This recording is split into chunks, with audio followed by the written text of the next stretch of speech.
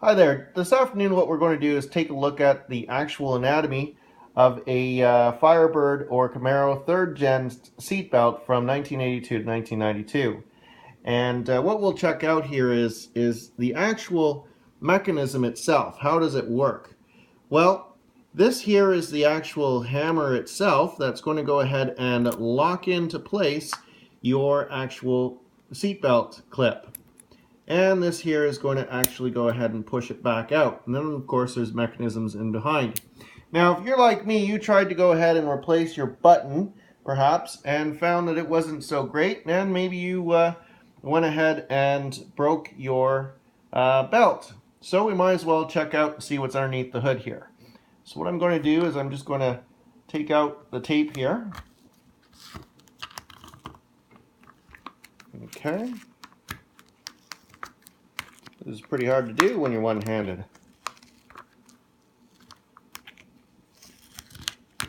We're almost there.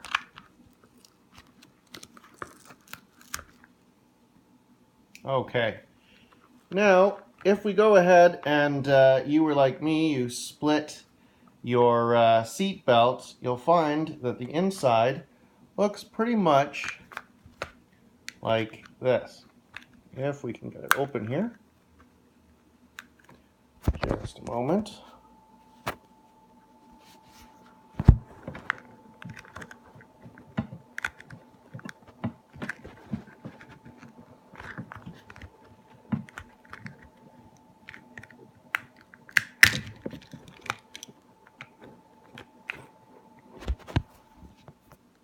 Okay, so if we take a look at this and we take off the parts here, we're going to see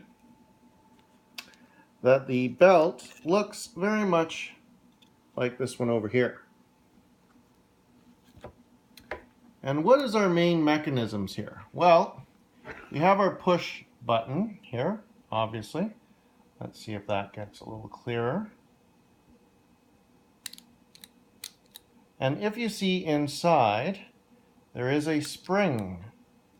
Now that spring actually fell to the back right here, and that's the reason why my push button wouldn't work anymore.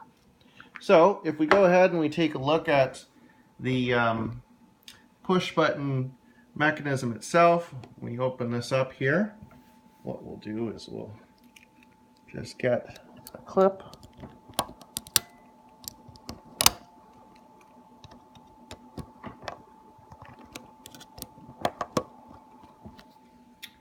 Okay, so we'll take this off here.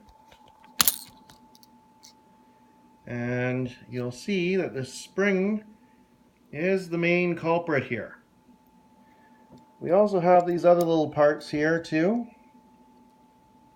And you have some sort of hammer. And what happens here is this spring actually goes ahead and gets right here on that little knob there. So it's what's pushing. Okay. And again, this is the hammer. And this is your spring that goes up and down. And it looks like that on the other side.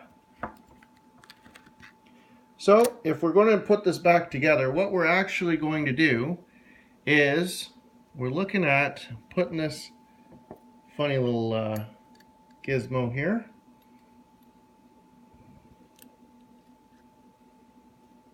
Let's put it back in. Right like that. Okay. And then you're going to want this to be in place of this when you put it on. And that's basically just like that. That's what it's going to look like with this on top of there. So it's going to spring in and out. Okay. And if we go ahead and see how that works out, just a sec here.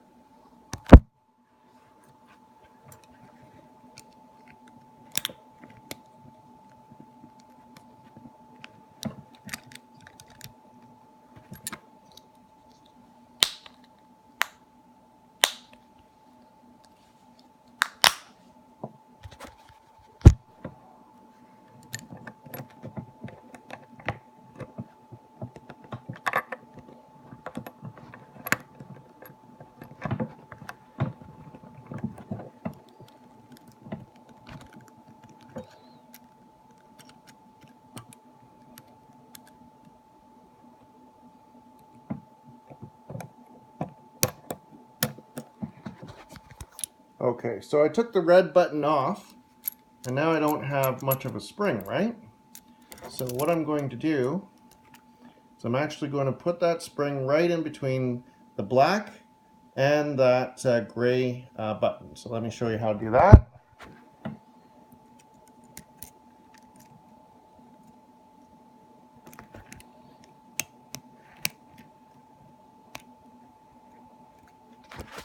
Okay, so it looks like that there, right? And what we're going to do is we'll take our red clip, there it is, and we're going to put that on there pretty much like the other videos have shown. So we're going to put this to the actual back itself, like so, like this. And once that's on there, you're pretty much done your actual button.